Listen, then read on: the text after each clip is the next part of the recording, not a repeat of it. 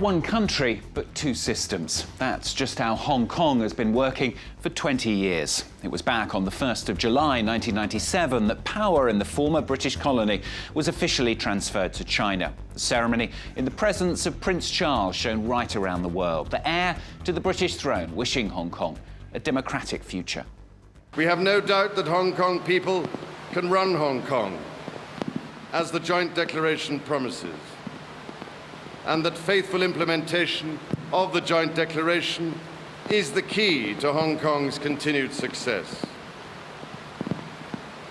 The eyes of the world are on Hong Kong today. I wish you all a successful transition and a prosperous and peaceful future. By entangling itself from Britain, Hong Kong became the first special administrative region of China. Special because the accession agreement allowed for at least 50 years Hong Kong to keep a certain autonomy, the city keeping its money, its own laws, its political system. But the unusual system has not all run smoothly. Beijing trying to stamp its authority on the city-state by trying to select itself the candidates who could stand for election. Well, that attempt led to major pro-democracy demonstrations in 2014, tens of thousands of Hong Kongers taking to the streets. They used their umbrellas to protect themselves from the tear gas of the police. The Umbrella Revolution was born. It was a revolt which partly bore fruit. The reform of the voting system thrown out by the city's lawmakers. And the head of the executive, who was chosen by Beijing, has announced he will not run for another term. But the fight for ongoing democracy remains a daily battle. 20 years after its transfer then, Antoine Védéi and Sarah O'Meara revisit Hong Kong for France 24.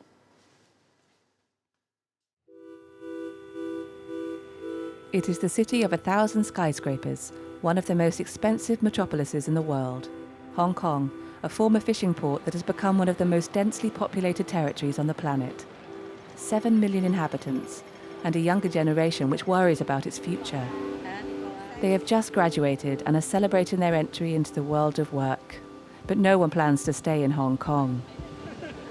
I just want to leave Hong Kong because I think recently it has too much disputes around here. So actually I'm not the kind of person that love arguing with other people, but yeah, I hate this kind of environment here. Every year, there are thousands like her who want to leave the city. An agency that helps local people emigrate says the trend is beyond dispute. To Canada, the USA, and Europe, departures are more and more numerous. In 2016, 20,000 Hong Kongers chose to leave. This is the current trend, and we can estimate that it's going to increase year by year too. Last year, it increased by 20 to 30%. In Hong Kong, people complain that rents are too expensive, wages stagnant, and the influence of Beijing growing too strong. 20 years since its return to China, Hong Kongers are worried about the political climate.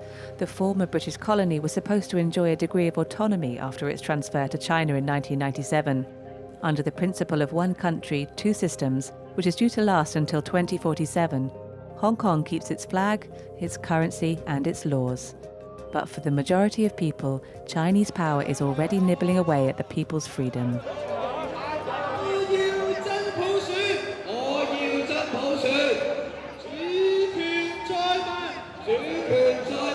It has become a highlight of the political calendar. Every January the 1st, thousands of demonstrators parade to demand greater democracy. Supporters of the Beijing government are there too.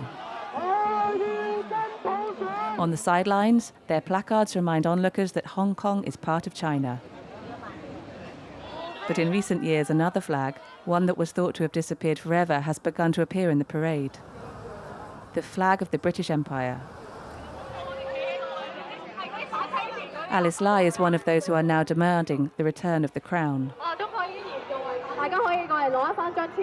United Kingdom is well known to be a much better country than China in terms of the values that is uphold the human rights and the freedom and also the rule of law, which is much better than China. The decline of democracy has particularly affected the freedom of the press. In 20 years, Hong Kong has fallen from 18th to 69th place, according to Reporters Without Borders. Beijing is putting its people in control of Hong Kong newspapers. The head of Amnesty International in Asia says it's a way for the Chinese authorities to exert pressure and control content deemed too critical. There are two major newspaper titles in Hong Kong.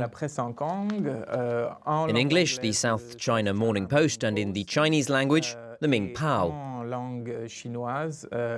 These are two high-circulation dailies that have seen their editorial line change a huge amount since the Occupy movement, when Beijing began putting more pressure on the press in Hong Kong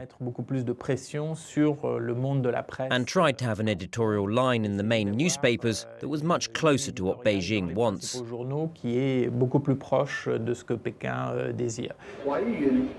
Occupy was also known as the Umbrella Revolution, after the umbrellas which became a symbol of defiance against the Hong Kong police. In 2014, tens of thousands of students invaded and blocked downtown Hong Kong. Aged 21, Nathan Law was one of the main leaders. For 72 days, he camped on this square, galvanizing the crowds and daring to defy the Chinese government. Here's what everything started. People occupying this place, and people support all the students here. And we've got a very famous picture of our landing wall, which is actually, we've got a lot of stickers in this wall, and it made one of the most famous scenes of the umbrella movement. And I was one of the student leaders. Their key demand was for genuine universal suffrage. They did not get it, and today rallies here on Admiralty Square are prohibited. The government has been trying their best to erase all the trace of the umbrella movement, so that they have cleaned all the streets and all the walls, cleaned all the stickers from the London Wall, and try to falsify a scene that everything hasn't happened. But actually, a lot of Hong Kong people, they have already gained the spirit from the umbrella movement. They started to care about democracy. And he himself shows no sign of letting up. But Nathan Law has moved now from street protest to the ballot box. He has created his own political party, Demosisto, which comes from Greek and Latin and means the people stand.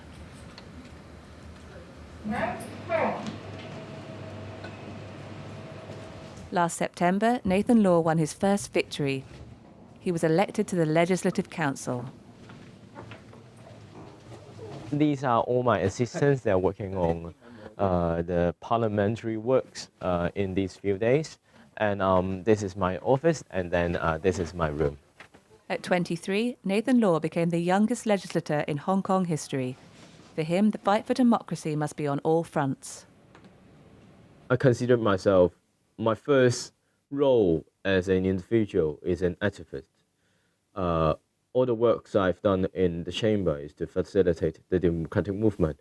I think that the way out is not in the chamber, but outside the chamber, on the street. I will still take up the role as a democratic fighter. I will still protest, and I still having rallies and demonstrations on the street and fight against the government. China and the Hong Kong government are alarmed by the emergence of this young generation on the political scene. They've drawn a red line, which has cost Andy Chan dearly. Hello, I'm Andy Chan. After the umbrella movement, he was the first to demand complete independence from Hong Kong. As a consequence, today he can't run for elections, cannot start business, and does not have the right to raise funds for his party. All he can do is give out leaflets. Very soon, maybe, I will retreat. I will be in jail or have other attacks by the government so that we can't continue. But our hope is on our next generation. I come here to the school not only because of independence, but especially to clarify our identity. We are not Chinese. Hong Kong is not China. This slogan even made it to the walls of the Hong Kong Legislative Council. Bajio Liang, another former leader of the umbrella movement, stated it in front of an audience of legislators. That was last October. He had to pledge his loyalty to China in order to take his seat. As a member of the Legislative Council, I shall pay earnest efforts in keeping guard over the interests of the Hong Kong nations. Mr. Sixtus Leung, you have changed the wording of the oath.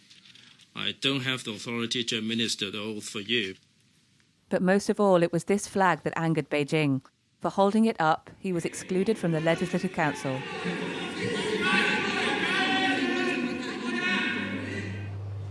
Three months later, Bajio Liang swears he doesn't regret anything. He agreed to meet us. There is a flag that you are very familiar with, saying that Hong Kong is not China. All the things happened to me after I took this flag into the oath ceremony and wrapped my body with it. He insists Hong Kong must forge its own future without China, and he believes Beijing's interference has gone too far. We clearly understand that our rival is the central government. The Hong Kong government is just a puppet. Our rival is the world's largest dictatorship. Faced by such an unequal balance of power, some have turned to violence. On this amateur video, ultra-radical youngsters attack a police truck. We managed to track one of them down. This is my mask. It represents the people who are not afraid of the authorities, but the authorities should be afraid of them. For him, violence is the only way to be heard and counter the influence of Chinese power. To escalate our opposition, violence is the only option. The authorities continuously stifle the people's will, and they suppress freedom of thought and freedom of speech. In Hong Kong, society is increasingly divided. Its inhabitants are torn apart by their identity. I am Chinese. I am Chinese. I am Chinese. These pro-Beijing activists are against the democratic movement. In Hong Kong, the division also has a generational aspect. The older ones are proud of becoming part of China again. Their attitudes are more sympathetic towards the Chinese government. The Democrats should not do what they do because we're all Chinese. Hong Kong is part of China, so how can the Chinese fight against each other? You should love your own country. It's just like your parents. If you don't love your country, you're just a bad son for your family. They can count on the support of the Hong Kong business community. Alan Ziman is one of the richest and most influential men in the megalopolis. The billionaire does not want to hear about independence. If Hong Kong was on its own, that's why the independence movement is so ridiculous. Hong Kong has no natural resources, has nothing, basically. It's a seaport. And so it just doesn't work. Hong Kong itself has a great future in its own culture, but Hong Kong's future is with China. It's the only way Hong Kong can survive. It is through this city that most foreign investments pass to the Middle Kingdom. How's the market today? How much did it increase? It increased about 90 to 100 points. At this stockbroker company, they maintain that the interdependence between Hong Kong and China benefits both parties. A win-win system that proves the status quo must be maintained. Actually, if China wants to pursue its economic development, it also needs Hong Kong. Because Hong Kong is a bridge that allows foreign investors to enter China.